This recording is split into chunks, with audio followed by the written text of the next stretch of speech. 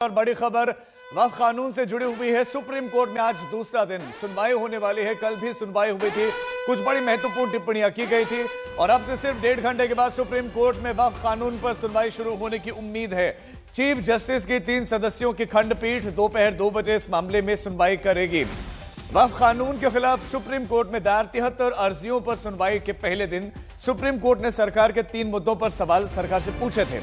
आज उम्मीद जताई जा रही है कि सरकार के जवाब के बाद अदालत की ओर से कोई अंतरिम आदेश आ सकता है। कल सुप्रीम कोर्ट में लगभग 70 मिनट तक सुनवाई चली थी और तब अदालत ने 3 बड़े मुद्दों पर चर्चा शुरू की थी। इनमें से एक था वक्फ बाय यूजर का मामला, जिसमें सुप्रीम कोर्ट ने सवाल उठाया था कि पहले से वक्फ घोषित ऐसी संपत्तियों को नए कानून में अमान्य करने की बात है जिनके पास में राजस्व रिकॉर्ड मौजूद नहीं है।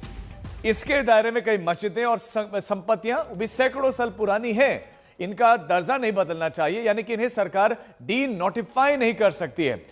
इसके अलावा अदालत ने नए वक्फ कानून में गैर मुस्लिम सदस्यों को शामिल करने के प्रावधान पर भी सरकार से जवाब मांगा है, क्योंकि अदालत का रुख था कि मुस्लिमों को ही वक्फ बोर्ड और काउंसिल का स्थायी सदस्य होना चाहिए और एक्स ऑफिशियो सदस्य गैर मुस्लिम हो सकते हैं। तीसरा मुद्दा कलेक्टर को दिए गए अधिकारों के संबंध में था, जिसमें जिला कलेक्टर के पास ही वक्फ की संपत्ति और सरकारी संपत्ति के विवाद में संपत्ति की पहचान और फैसले की शक्ति दी गई है। अदालत ने कहा था कि जब तक सुप्रीम कोर्ट में मामला चल रहा है तब तक कलेक्टर जांच तो कर सकता है, फैसला नहीं ले सकता।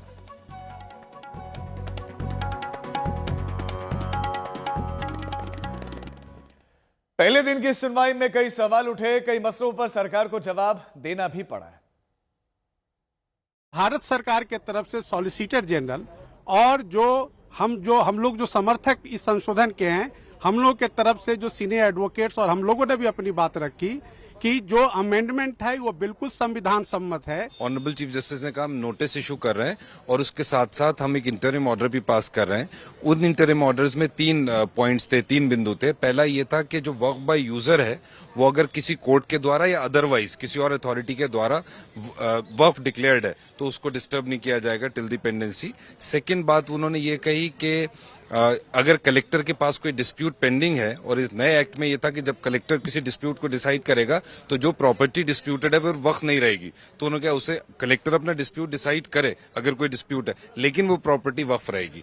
दूसरी बात उन्होंने ये कही। तीसरी बात उन्होंने constitution of central Waqf council और स्टेट वक्फ बोर्ड्स पे ऑर्डर पास कर रहे थे, उसमें उन्होंने कहा कि जो एक्स ऑफिशियो मेंबर हैं काउंसिल में और बोर्ड में वही रहने दिए और नॉन मुस्लिम मेंबर्स का जो आपका नया अमेंडमेंट है उसको अभी होल्ड पे करिए। तो कोर्ट में सुनवाई हुई है और उसमें जो बहस हुई है वो बहुत ही इंटरेस्टिंग और बहुत ही पॉजिटिव नोट पे हुई है और ये सब बातें जानने के बाद इस बात की उम्मीद एक बार फिर से जागी है कि इंशाल्लाह इस सिलसिले में हम लोगों को इंसाफ मिलेगा।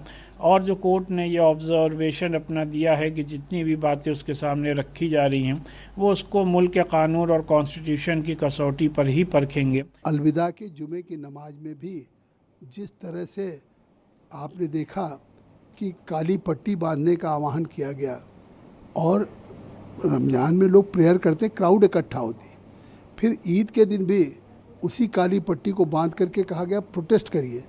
हम तो देश के अल्पसंख्यकों को, मुसलमानों को बधाई देंगे कि उन्होंने रमज़ान के पवित्र महीने में अपना रोज़ा रखा, नमाज ऑफर किया और शांतिपूर्वक ईद मनाई। लेकिन all India Muslim personal law board लगातार प्रोवोक कर रही है। कानून पारित हो गया, सुप्रीम कोर्ट में अगर चुनौती दे रखा है तो सड़कों पे क्यों प्रोटेस्ट कर रहे हैं, क्यों दंगा कराने की कोशिश कर रहे हैं?